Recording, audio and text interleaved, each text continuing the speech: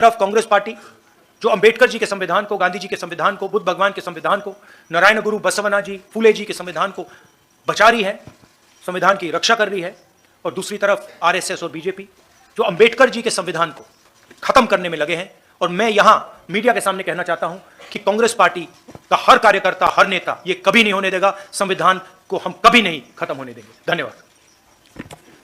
एक सेकंड। अच्छा, एक और इशू है। 1.36 लाख करोड़ झारखंड की सरकार का है पैसा, वो दिल्ली की सरकार दे नहीं रही है।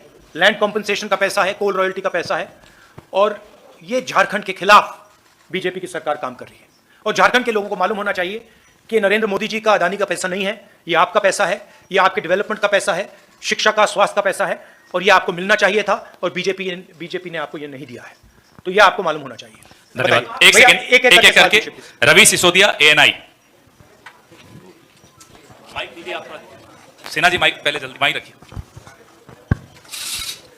सर, आज आखिरी दिन है प्रचार का, और अगर बात करें बीजेपी की, तो बीजेपी का पहले नारा था बटेंगे तो कटेंगे। अब एक नया नारा आ गया, एक रहेंगे तो सेफ रहेंगे।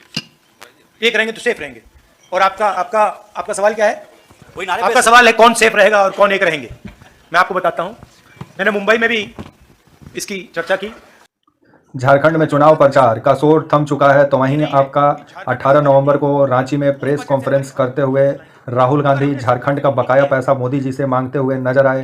नमस्कार, मेरा नाम विश्वजीत कुमार और आप देख रहे हैं watch for India news. Jharkhand में 20 नवंबर को दूसरे चरण के लिए वोट डाले जाएंगे। चुनाव का प्रचार झारखंड में थम चुका है, तो वहीं 23 तारीख को 81 विधानसभा सीट का नतीजा आएगा। तो वहीं राहुल गांधी आपका 18 नवंबर को रांची में प्रेस कॉन्फ्रेंस किए और मीडिया से बातचीत में मणिपुर और आपका जो जातीय जनगणना है और जो बीजेपी का नारा है आपका एक है तो सेफ है, बटेंगे तो कटेंगे वाला नारा का भी जवाब देते हुए नजर आए। तो वहीं आइए सुनिए प्रेस कॉन्फ्रेंस में मीडिया से बातचीत में क्या बोले राहुल गांधी। चुनाव प्रचार के अंतिम दिन आप सबका स्वागत है। पूरे प्रचार में आपने देखा किस तरह से हमने एक पॉजिटिव नैरेटिव पर निर्भर किया, और जो एक सरकार या एक राजनीतिक दल की जिम्मेदारी होती है, दायित्व होता है कि उसकी भूमिका समाज में क्या रहनी चाहिए, उस दायित्व का पूरा ध्यान रखा गया। आज ज्यादा समय नहीं बचा, मैं श्री राहुल गांधी से आग्रह करूंगा कि वो प्रेस वार्ता प्रारंभ करें।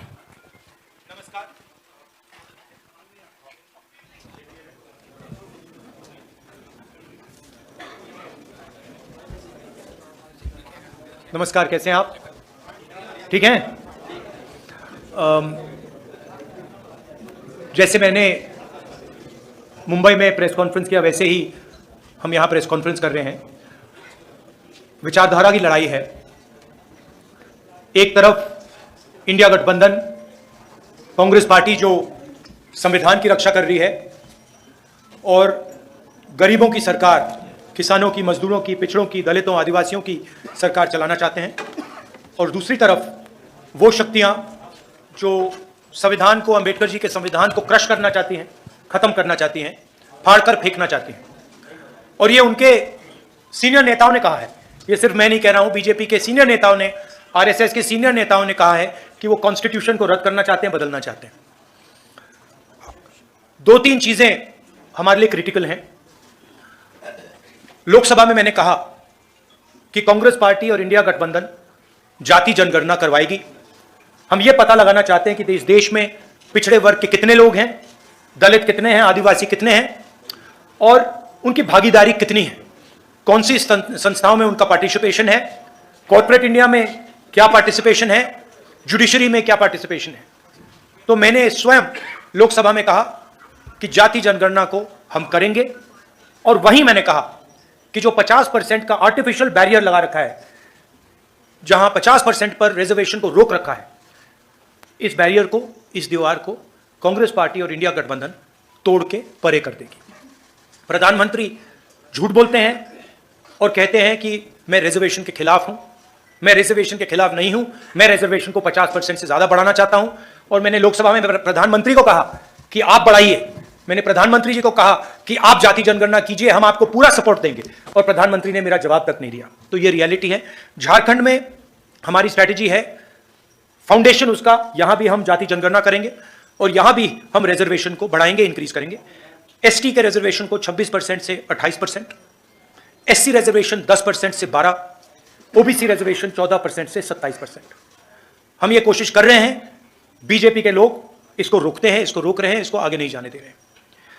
हमारा जो मेन प्रोग्राम है, और मैं हर भाषण में कह रहा हूं कि नरेंद्र मोदी जी देश का धन, जमीन, जल, जंगल 3-4 बड़े अरबपतियों को देते हैं। अदानी जी को धारावी देने की कोशिश कर रहे हैं। 1 लाख करोड़ रुपए की जमीन है।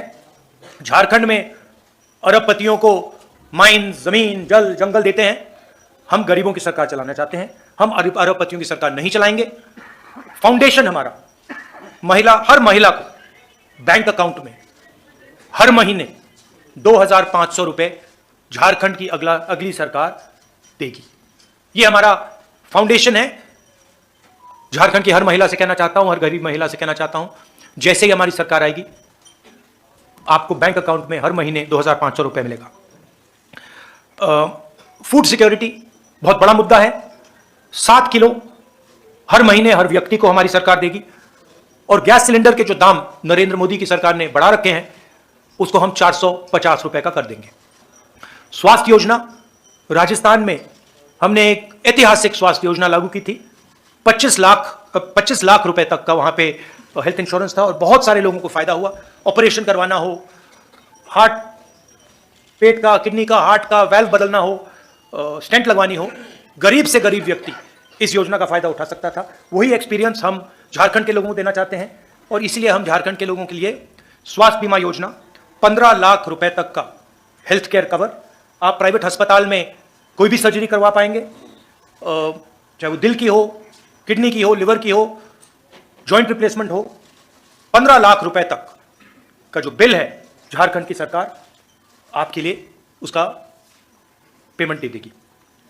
किसानों के लिए धान की एमएसपी आज 2,400 रुपए प्रति क्विंटल है। आने वाले समय में जब हमारी सरकार बनेगी, 3,200 रुपए प्रति क्विंटल हमारी सरकार झारखंड के किसानों को धान के लिए देगी। और जो हमारे युवा हैं, जिनको नरेंद्र मोदी जी ने बेरोजगार किया है नोटबंदी करके, गलत जीएसटी लागू करके, उनको हम कहना चाहते हैं कि हमारे चीफ मिनिस्टर ने कमिटमेंट दिया है कि अगले 5 साल में उनकी कोशिश होगी कि 10 लाख युवाओं को रोजगार दें। हम इसको अपना पूरा समर्थन देंगे और हमारी भी कोशिश होगी कि 10 लाख युवाओं को झारखंड में रोजगार मिले। 500 एकड़ के इंडस्ट्रियल पार्क हर डिस्ट्रिक्ट में हम बनाएंगे और डिग्री कॉलेज हर ब्लॉक में और प्रोफेशनल कॉलेजेस हर डिस्ट्रिक्ट में। यह हमारा प्रोग्राम है। इसकी पूरी फाइनेंशियल प्लानिंग हमने की है और जो यहां हम कह रहे हैं, ये हमारा कमिटमेंट है, हम ये झारखंड की जनता को देंगे। मेन चीज मैं झारखंड के लोगों को कहना चाहता हूं, ये लड़ाई विचारधारा की लड़ाई है, संविधान को बचाने की लड़ाई है, रिजर्वेशन को बढ़ाने की लड़ाई है, किसानों की, मजदूरों की रक्षा की लड़ाई है, बेरोजगार युवाओं की रक्षा की लड़ाई है। एक तरफ कांग्रेस पार्टी जो अंबेडकर जी के संविधान को, गांधी जी के संविधान को, बुद्ध भगवान के संविधान को, नारायण गुरु बसवना जी, फूले जी के संविधान को बचा रही है, संविधान की रक्षा कर रही है, और दूसरी तरफ आरएसएस और बीजेपी जो अंबेडकर जी के संविधान को खत्म करने में लगे हैं। और मैं यहां मीडिया के सामने कहना चाहता हूं कि कांग्रेस पार्टी का हर कार्यकर्ता, हर नेता ये कभी नहीं होने देगा, संविधान को हम कभी नहीं खत्म होने देंगे। धन्यवाद। एक सेकंड। अच्छा, एक और इशू है। 1.36 लाख करोड़ झारखंड की सरकार का है पैसा, वो दिल्ली की सरकार दे नहीं रही है। लैंड कॉम्पनसेशन का पैसा है, कोल रॉयल्टी का पैसा है, और ये झारखंड के खिलाफ बीजेपी की सरकार काम कर रही है। और झारखंड के लोगों को मालूम होना चाहिए कि नरेंद्र मोदी जी का, अदानी का पैसा नहीं है, ये आपका पैसा है, ये आपके डेवलपमेंट का पैसा है, शिक्षा का, स्वास्थ्य का पैसा है, और ये आपको मिलना चाहिए था, और बीजेपी ने आपको ये नहीं दिया है। तो ये आपको मालूम होना चाहिए। धन्यवाद। एक सेकंड, एक करके। रवि सिसोदिया, ANI। माइक दीजिए आप। सिन्हा जी, माइक पहले जल्दी माइक रखिए। सर, आज आखिरी दिन है प्रचार का, और अगर बात करें बीजेपी की, तो बीजेपी का पहले नारा था बटेंगे तो कटेंगे। अब एक नया नारा आ गया, एक रहेंगे तो सेफ रहेंगे। एक रहेंगे तो सेफ रहेंगे। और आपका सवाल क्या है? वही नारे आपका सवाल है कौन सेफ रहेगा और कौन एक रहेंगे। मैं आपको बताता हूं, मैंने मुंबई में भी इसकी चर्चा की।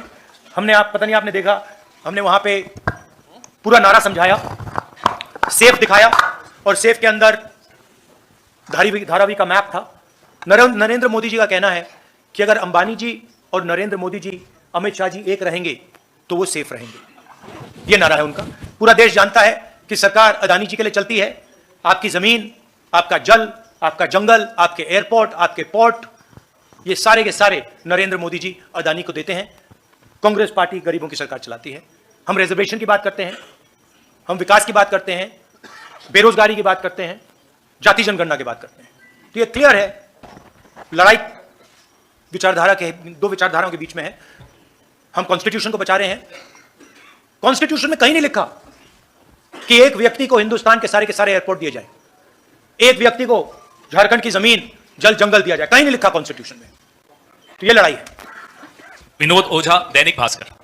नमस्कार राहुल जी, आपसे ये पूछना है कि पिछली सरकार ने मतलब जेएमएम ने ये भैया, घोषणा की आप थी हैं अपने कहां, दिख नहीं रहा मुझे।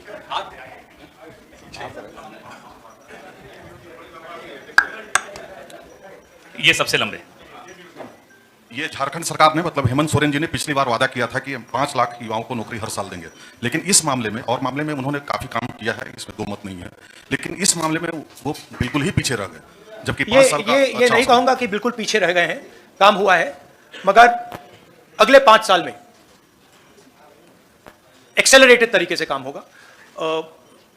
हमारी सरकार, सब लोग जानते हैं कि जो बीजेपी की सोच है वो आदिवासियों के खिलाफ सोच है। झारखंड के चीफ मिनिस्टर को बीजेपी ने अरेस्ट किया है। झारखंड के चीफ मिनिस्टर को डराने की कोशिश की है, धमकाने की कोशिश की है, फॉल्स एलिगेशंस लगाए गए हैं और झारखंड के चीफ मिनिस्टर पीछे नहीं हटे हैं। और उनसे यह इसलिए किया जा रहा है क्योंकि वो आदिवासी है। अंकित मिश्रा, पीटीआई। और बेरोजगारी का मेन जो बात है, और ये मैं हर प्रदेश में कहता हूं, जो आपने बेरोजगारी की बात उठाई, उसका मेन कारण है कि नरेंद्र मोदी की सरकार ने नोटबंदी की और गलत जीएसटी लागू की। और ये दो चीजें, ये योजनाएं नहीं हैं, ये डेवलपमेंट प्रोग्राम्स नहीं हैं, ये छोटे व्यापारियों को, स्मॉल और मीडियम बिजनेसेस को मारने के हथियार हैं। और ये नरेंद्र मोदी जी ने इसलिए किया है क्योंकि जो छोटे बिजनेस वाले हैं, छोटे व्यापारी हैं, स्मॉल मीडियम बिजनेस वाले जो इनोवेशन करते हैं, जो रोजगार देते हैं, वो खत्म हो जाए और अदानी, अंबानी जैसे अरबपति चाइना का माल हिंदुस्तान में बेचे। तो ये नेशनल लेवल में इशू है और झारखंड की सरकार काम कर रही है, मगर माहौल बीजेपी के लोगों ने और पूरा स्ट्रक्चर बीजेपी के लोगों ने तोड़ रखा है। तो सच्चाई ये है कि हिंदुस्तान चाहे भी तो रोजगार पैदा करना आसान नहीं है, क्योंकि बैंक के दरवाजे स्मॉल और मीडियम बिजनेस के लिए बंद हैं, बैंक के दरवाजे अरबपतियों के लिए खुले हैं। 1 लाख करोड़ रुपया, 16 लाख करोड़ रुपया अरबपतियों का कर्जा माफ हुआ है, छोटे व्यापारियों का, किसान का 1 रुपया कर्जा माफ नहीं हुआ है। तो इसका मेन कारण यह है। मगर हमारे जो चीफ मिनिस्टर है झारखंड के, पूरा दम लगा के काम कर रहे हैं और हमारा पूरा सपोर्ट है उनके पीछे। अंकित मिश्रा, पीटीआई। भैया एक एक करके प्लीज। एक सेकंड लाइन में, अनुशासन से रहिए। भैया प्लीज। हेलो राहुल जी, मेरे छोटे छोटे 2 सवाल हैं। नहीं, एक सवाल जी। अच्छा, एक सवाल है ये जो देखिए, हमारी कोशिश होगी कि ज्यादा से ज्यादा लोगों को सवाल मिले, मगर एक इशू है, सुनिए एक इशू है, एक सवाल पूछिए और संक्षेप में पूछिए प्लीज। नेशनल पीपल पार्टी जो मणिपुर में उन्होंने एनडीए से अपना जो है सपोर्ट वापस ले लिया है, वहां पर फ्रेश वायलेंस जो हो रहे हैं, उसको कैसे देखते हैं आप सर? देखिए, मणिपुर में जो हो रहा है पूरे देश को मालूम है। 1.5 साल हो गए मणिपुर हिंदुस्तान का स्टेट है, मगर प्रधानमंत्री आज तक मणिपुर नहीं गए हैं। और मणिपुर में मैं गया हूं, मैंने अपनी आंखों से जो हो रहा है देखा है। हमारी पूरी सपोर्ट है। हमने सरकार को कहा है कि जल्दी से जल्दी हिंसा को बंद कीजिए, मगर नहीं हो रहा है। और इसमें वेस्टेड इंटरेस्ट किसी का तो है। होम मिनिस्टर जी को अपना काम करना चाहिए, मगर किसी ना किसी कारण होम मिनिस्टर अपने काम में इंटरेस्ट नहीं ले रहे हैं। मगर जो मणिपुर में हो रहा है पूरा देश जानता है बिल्कुल गलत हो रहा है और हिंसा को एकदम वहां पे बंद होना चाहिए और एक बार फिर शांति आनी चाहिए। और जो मैंने कहा भारत जोड़ो यात्रा में, जो मैंने कहा 4000 किलोमीटर हम चले, कन्याकुमारी से कश्मीर, नफरत के बाजार में मोहब्बत की दुकान। हमने मैसेज दिया कि अगर आप नफरत फैलाओगे तो आग लगेगी, और बीजेपी के लोगों ने नफरत फैलाई है और इसीलिए आग लगती है। आग को सिर्फ कांग्रेस पार्टी मिटा सकती है, क्योंकि हम मोहब्बत की बात करते हैं, भाईचारे की बात करते हैं, और हम नफरत को मिटाते हैं। और भाषण में मैं कहता हूं, नफरत को नफरत नहीं हरा सकती है, नफरत को नफरत से नहीं काटा जा सकता है, इसीलिए हम कहते हैं मोहब्बत की दुकान खोलेंगे। SRP Mukesh, Times of India. Sir, महागठबंधन की सरकार बनती है तो जैसा आपने बताया कि जो योजना है वो फ्री की जो योजना है उसके लिए यदि केंद्र फंड नहीं करती है तो ऐसे में तो आम जन पे ही लोड पड़ेगा, तो आप पैसा कहां से लाएंगे? नहीं, सबसे पहले ये फ्री की योजना नहीं है, ये न्याय की योजना है। अगर आप जब अंबानी जी को, अदानी जी को 16 लाख करोड़ रुपया दिया जाता है तो मीडिया में कोई नहीं कहता कि ये फ्री की योजना है। तब आप कहते हो विकास की योजना है, विकास हो रहा है, देखो देखो अदानी जी का 16 लाख करोड़ रुपया माफ हो गया, देखो कैसा विकास हो रहा है। आप कहते हो, आप लोग कहते हो, मैं नहीं कहता हूं। और जब महिलाओं को हम लाखों रुपए नहीं, 2500 रुपए, 3000 रुपए देते हैं तो आप कहते हो फ्री की योजना है। क्यों? या तो आप कहिए कि वो भी फ्री का है, या फिर आप कहिए ये भी विकास की योजना है।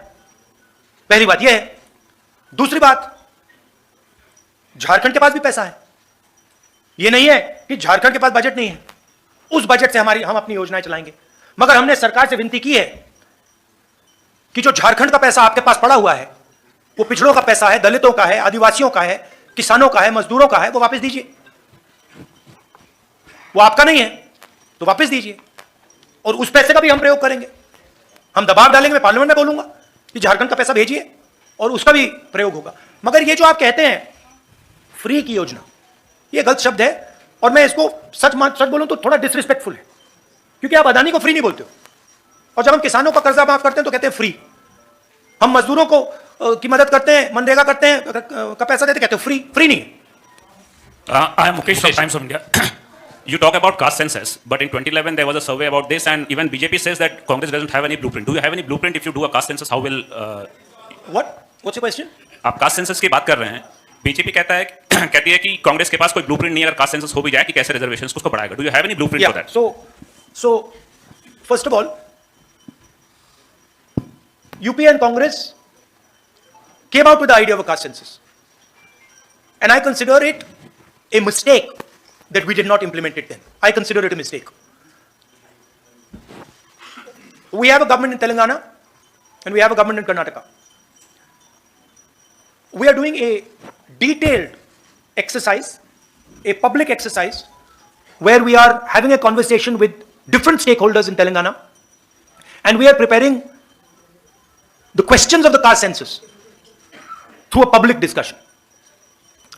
We have a very clear vision for the caste census, and I guarantee you that when we implement the caste census, which we will do, as I have committed in the Lok Sabha, and we will do in Jharkhand, it will be a huge step in the transformation and the development of this country. What is the blueprint and what is the idea? It's a beautiful idea. The idea is that today, 50%, approximately 50% of our population is from the OBC community. Approximately 15% is from the tribal, from the Dalit community, who have been disrespected for thousands of years, who have been called untouchables for thousands of years. And then there is the Adivasi community, 8%, who the BJP is trying to call Vanvasis. They are not Vanvasis, they are Adivasis, right? Now, the problem is that these people do not have access to power.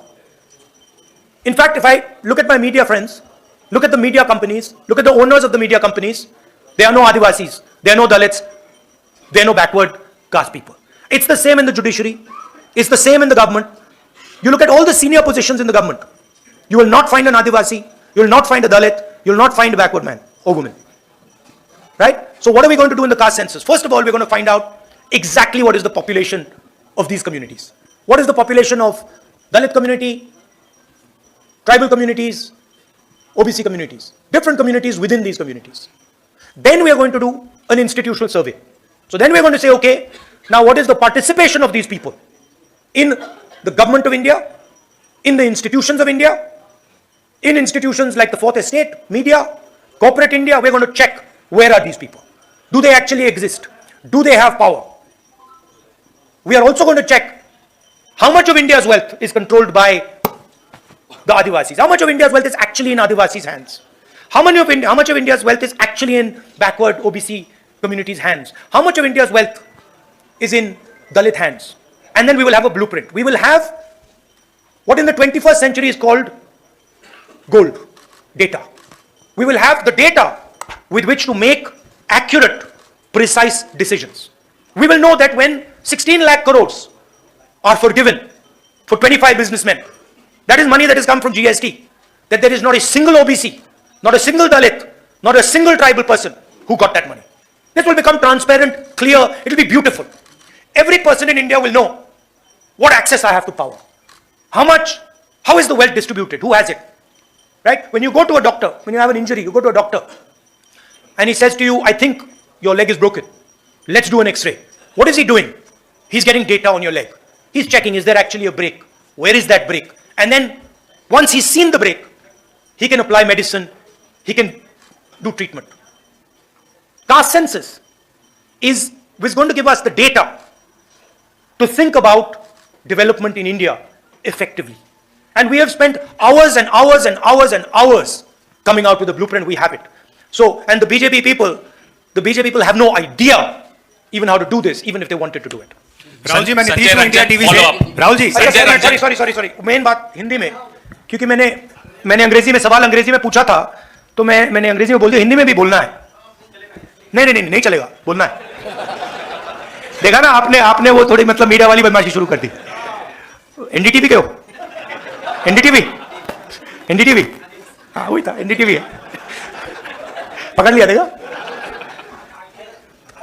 नहीं, NDTV नहीं चाहता कि मैं हिंदी में बोलूं। जाति जनगणना की बात अंग्रेजी में बोलिए। नहीं, देखिए, इन्होंने हमसे पूछा कि जाति जनगणना का ब्लूप्रिंट क्या है, तो मैं बताना चाहता हूं। देखिए, तेलंगाना में और कर्नाटक में हमारी सरकार है और वहां पे हम जाति जनगणना के कॉन्सेप्ट को डेवलप कर रहे हैं। तेलंगाना में हम जनता के साथ डिस्कशन करके जो हमारे कास्ट सेंसस में सवाल जाएंगे, वो सवाल हम डेवलप कर रहे हैं और बहुत बेहतरीन सजेशंस आ रहे हैं, जनता से आ रहे हैं और हम लाखों लोग से डिस्कशन कर रहे हैं। जाति जनगणना का आइडिया मैं आपको बताना चाहता हूं, झारखंड के युवाओं को बताना चाहता हूं। देखिए, हिंदुस्तान में कम से कम 50% पिछड़े वर्ग के लोग हैं।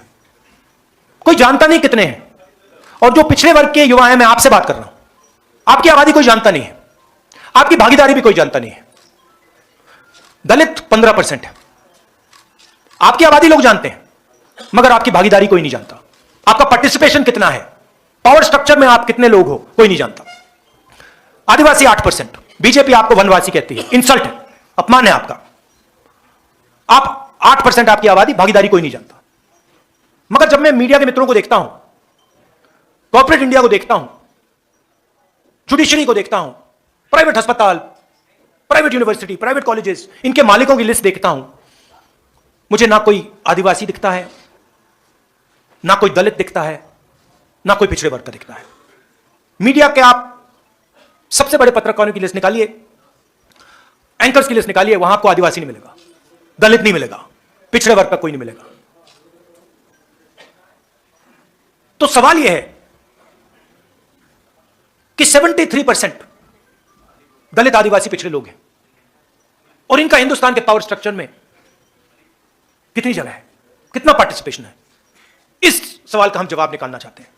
मैं जानता हूं कि नरेंद्र मोदी जी ने 20-25 अरबपतियों का 16 लाख करोड़ रुपया कर्जा माफ किया है, और मैं यह भी जानता हूं कि अगर हम उन कंपनीज के मालिकों की लिस्ट निकालें, उनकी सीनियर मैनेजमेंट की लिस्ट निकालें, जिन लोगों को करोड़ों रुपए की सैलरी मिलती है, उस लिस्ट में आपको एक दलित नहीं मिलेगा, एक आदिवासी नहीं मिलेगा, एक पिछड़ा वर्ग का व्यक्ति नहीं मिलेगा। मतलब हिंदुस्तान का उसमें रिप्रेजेंटेशन है ही नहीं। इसलिए हम जाति जनगणना की बात कर रहे हैं। इसलिए मैंने पार्लियामेंट हाउस में प्रधानमंत्री के सामने कहा कि देखिए, हम करेंगे, हम पता लगाना चाहते हैं कि 73% के पास कितनी भागीदारी है, कहां कहां है ये लोग। मनरेगा की लिस्ट में मिलते हैं, मजदूरों की लिस्ट में मिलते हैं, लाइन लगी हुई है। हम पता लगाना चाहते हैं हिंदुस्तान के पावर स्ट्रक्चर में कहां है। जाति जनगणना का यह कॉन्सेप्ट है। और यह क्रांतिकारी कॉन्सेप्ट है। इससे हिंदुस्तान की राजनीति हमेशा के लिए बदल जाएगी। क्यों बदलेगी?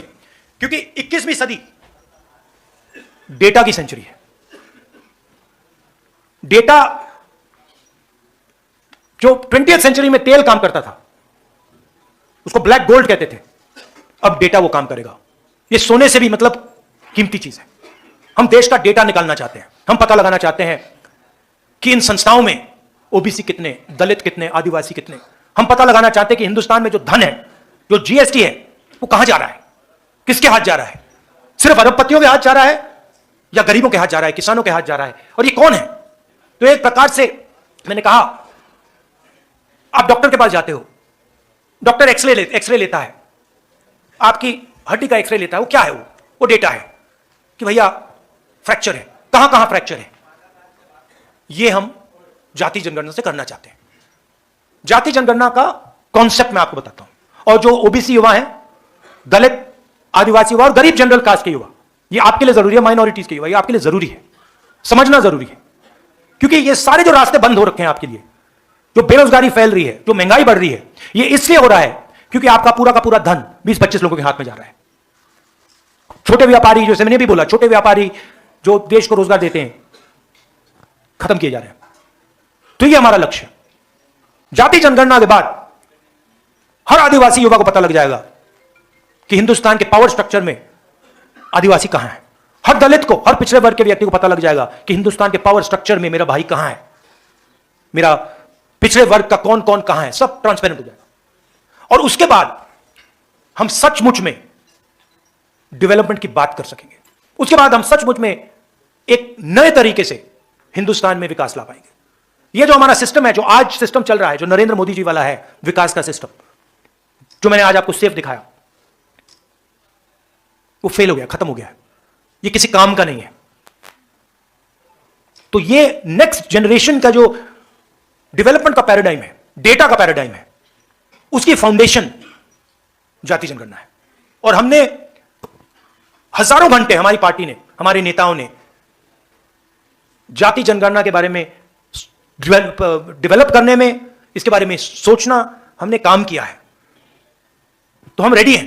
तेलंगाना में इंप्लीमेंट होगा, कर्नाटक में इंप्लीमेंट होगा, झारखंड में हमारी सरकार आएगी, इंप्लीमेंट होगा। और फिर आप देखना, जो यहां पिछड़े वर्ग के युवा हैं, दलित, आदिवासी, गरीब, जनरल कास्ट, माइनॉरिटी, फिर आप देखना क्या होता है। सेलफोन का क्या फायदा है? आप सेलफोन चलाते हो, क्या फायदा है? डेटा मिलता है, पता लग जाता है क्या कहां है। वही हम जाति जनगणना के साथ करना चाहते हैं। राहुल जी, संजय पीएम रंजन, और अडानी follow के up। रिश्ते को लेकर आप लगातार सवाल उठाते रहे हैं। आज एक पोस्टर के जरिए भी मुंबई में आपने बातें रखी है, यहां भी आपने बातें रखी है। बीजेपी की प्रतिक्रिया इस पर आ गई है।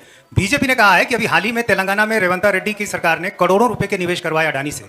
इससे पहले तमाम दूसरे कांग्रेस शासित जो राज्य हैं, वहां भी निवेश होते रहे। 1993 में चिमन भाई पटेल की सरकार के समय 10 रुपए स्क्वायर मीटर की दर से मुंद्रा पोर्ट के लिए जमीन दी गई। तो जब खुद आपके मुख्यमंत्री आपके शासित राज्यों में अडानी से आप सहयोग ले रहे हैं, तो फिर ये सवाल आप बार बार क्यों उठाते हैं? मैं बताता हूं, ये आपका अच्छा सवाल है। देखिए, एक चीज होती है ड्यू प्रोसेस, ठीक है? ड्यू प्रोसेस को फॉलो करना और ड्यू प्रोसेस को तोड़ना दो अलग चीजें हैं। मुंबई एयरपोर्ट जिसका था, उस पर सीबीआई की इंक्वायरी होती है,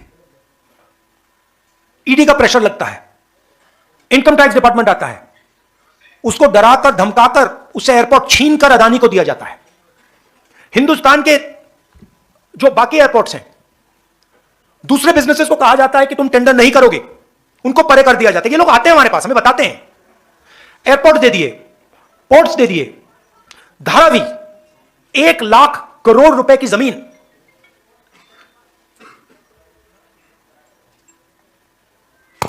नॉन ट्रांसपेरेंट टेंडर, मैंग्रोव की जमीन जिससे पूरी मुंबई को नुकसान होगा, वो आप ले रहे हो, एक्वायर कर रहे हो। धारावी के लोगों से पूछा ही नहीं आपने, उनको धमका के डरा के निकाल रहे हो। ये ड्यू प्रोसेस नहीं है, ये चोरी है। हम ड्यू प्रोसेस के खिलाफ नहीं है। और हम ये भी एक्सेप्ट करते हैं कि हिंदुस्तान में बड़े बिजनेसेस हैं और उनकी जगह है, अदानी, अंबानी, टाटा, बिरला, इनकी जगह है। मगर हम ये नहीं एक्सेप्ट करेंगे कि सिर्फ इनकी जगह होगी। और हम ये बिल्कुल नहीं एक्सेप्ट करेंगे कि एक अरबपति को हिंदुस्तान का पूरा धन चोरी करके पकड़ाया जा रहा है। तो आप ड्यू प्रोसेस, ठीक है, जो ड्यू प्रोसेस है उसके हम खिलाफ नहीं है, मगर फेक प्रोसेस, धमकी, सीबीआई, ईडी, सरकार के एमएलए को, अदानी जी कहते हैं, वो महाराष्ट्र में कहा जाता है कि राजनीतिक मीटिंग में जहां निर्णय लिया जा रहा था, महाराष्ट्र को गिराने का निर्णय लिया जा रहा था, उस मीटिंग में अमित शाह बैठे थे, उस मीटिंग में अदानी बैठा था। क्यों? अदानी जी महाराष्ट्र की सरकार को डिस्टर्ब क्यों कर रहे हैं? इसके खिलाफ है। लोगों ने एमएलए चुने हैं। आप करोड़ों रुपए देकर डेमोक्रेटिक प्रोसेस को तोड़ रहे हो। बीजेपी कर रही है, नरेंद्र मोदी कर रहा है, अमित शाह कर रहे हैं। एक है तो सेफ है, यही मतलब है। इसके खिलाफ है। अब अगर ड्यू प्रोसेस में अंबानी जी आए, अदानी जी आए, तो हम उसके खिलाफ नहीं, हम खिलाफ हो ही नहीं सकते, क्योंकि वो हिंदुस्तान का कानून है। मगर जब आप ड्यू प्रोसेस को तोड़ रहे हो, एक व्यक्ति को airport, port, storage, highway, defence industry सारा पकड़ा रहे हो, एक के बाद एक, एक के बाद एक, एक के बाद एक, इसके हम खिलाफ हैं, क्योंकि एंटी नेशनल काम है। धन्यवाद साथियों।